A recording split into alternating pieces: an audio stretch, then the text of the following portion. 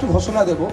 আমি দেখছি মিছিলে টিছিলে না অনেক বাচ্চারা আসছে, আমাদের নেতৃত্বদেরকে এটা সজাগ থাকতে হবে। আর ফ্ল্যাগ নিয়ে ছুটছে, আমি দেখলে তাদেরকে তাড়া দিই, বলে ভাইজান একবার আমি একটা মিছিলে আসছি, ভাইজান তোমার জন্য জান দিয়ে দেবো। এতটুকু বাচ্চা, আমি যা ঘরে যে পড়তে বস, আমি তাড়া দিয়ে যা ঘরে গিয়ে পড়, এখন 18 বছর পরে তার সাথে দেখা হবে। আমি আবারও বলছি, আইএসএফ এর হাত থেকে তৃণমূলের নেতারা নিরাপদ আছে এখনো পর্যন্ত, আর থাকবে যতদিন না পর্যন্ত আমি এদেরকে ঘোষণা দিই, তাই না? কিন্তু তৃণমূলের হাতে কি তৃণমূলের নেতারা নিরাপদ আছে? আমার কাছে যতটুকু খবর আছে, আগামী 2-1 দিনের মধ্যে তৃণমূলের একটা উইকেট ফেলবে তৃণমূলের নেতারাই। কেন? আমাদের নেতৃত্বদের নামে মামলা দেওয়ার জন্য। কিন্তু মামলা কি হবে বুঝে নেব। কিন্তু কারো রাজ্জাক খাঁকে খুন করেছে, এখন আমার ভাই বুকে ব্যথা লাগে, এখন আমার কষ্ট হয়, সে ভাঙড়ের ভোটার।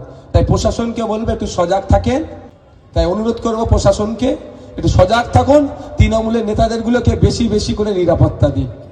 কি অসুবিধা হবে? মমতা ব্যানার্জি তো বলছে ভাঙড়ের মানুষের জন্য ওনার চিন্তা নাই, ওনার চিন্তা শওকত মোল্লার জন্য, ওনার সিকিউরিটি দিয়ে দেবেন।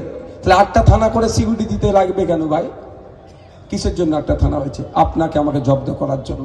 ভাঙড়ের মানুষকে যেভাবে নিরাপত্তা দিচ্ছেন, আইএসএফ সহ সবাইকে যেভাবে নিরাপত্তা দিচ্ছেন, তার জন্য ধন্যবাদ জানাই।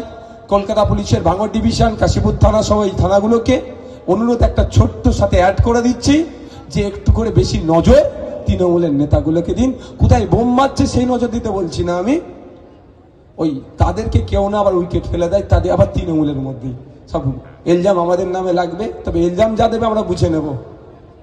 একটা অন্যায় ভাবে যদি কোনো ছেলেকে ডিস্টার্ব করে, আজকে বাংলা তেতে আছে, ভালো করেই বুঝছেন। সেই যেখানেই যাচ্ছি সেখানেই মানুষ রাস্তায় নামছে। একটা যদি কাউকে ডিস্টার্ব করে, শুধু ভাই ভাঙড় ডিভিশন নয়, পুরো পশ্চিম বাংলা অচল করে দেবো। কোনো কথা হবে না, কোনো কথা হবে না। হ্যাঁ, আর আইন মেনে চলুন। কেউ আমার ছেলে অন্যায় করেছে বলুন, ধরে থানাতে তুলে দিয়ে আসুন। বন্ধুগণ, এবার আমি ঘোষণা দেব একটা। ঘোষণাটা কি? গতকালকে একটা কথা বলেছিল না, আমি নাকি 100 দিনের কাজের বা এই মর্মে কিচ্ছু ব্যবস্থা নেইনি।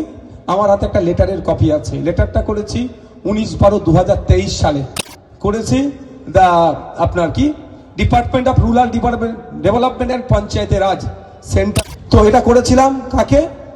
ভারত সরকারের একটা ডিপার্টমেন্টাল মিনিস্টারকে আর মোদিজিকে কপি করেছিলাম এই 100 দিনের কাজের নিয়ে। বুঝতে পারছেন তো? আমি এর আগে একবার কি বলেছিলাম, ভাঙড়ে একটা ইট থেকে একটা লাইট পর্যন্ত যদি পুঁতে ডেভেলপমেন্টের জন্য, ওটা জানবেন প্রথম ক্রেডিট যাচ্ছে ভাঙড়ের মানুষের জন্য, তারপরে নওশাদ সিদ্দিকীর ক্রেডিট বলেছিলাম তো। মানে এমন কিছু জিনিস তো বলতে বাকি রাখিনি, সব বলে দিয়েছি, যেটাই করবে আমার বলা। ফিতে কাটা আমার দরকার ছিল, তার পরিবর্তে ক্যানিং পূর্ব থেকে এসে ফিতে কাটছে, ওতে আমার কিছু অসুবিধা হয় না। যাই দেখছেন এই 2 নম্বর ব্লকের 1 নম্বর ব্লকের সংযোগ স্থাপনকারী ব্রিজটা, চণ্ডীহাটের ব্রিজটা, যা উন্নয়ন দেখছেন, আমি জোর গলায় বলছি, আজ থেকে বলছি না, এটা বিগত 15 থেকে 1 মাস ধরে বলছে কথা। ভাঙড়ে একটা ইট গাঁথা থেকে লাইট সহ যা ডেভেলপমেন্ট দেখছেন, সবটাই সব থেকে প্রথম ক্রেডিট যাদের হবে সেটা ভাঙড়ের ভোটার, যে যাকে যিনারা আমাকে জিতিয়ে বিধানসভার মধ্যে পাঠিয়েছিল, আমি সেখানে আওয়াজ তুলেছিলাম। আর দ্বিতীয় ক্রেডিট আমার, আমি চিৎকার করেছিলাম। ফিতে কাটার দরকার ছিল আমার, তার পরিবর্তে অন্য কেউ ফিতে কাটছে, এতে আমার একটুও রাগ নয়।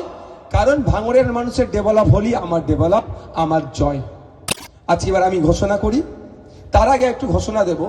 আমি দেখছি মিছিলে টিছিলে না অনেক বাচ্চারা আসছে, আমাদের নেতৃত্বদেরকে এটা সজাগ থাকতে হবে।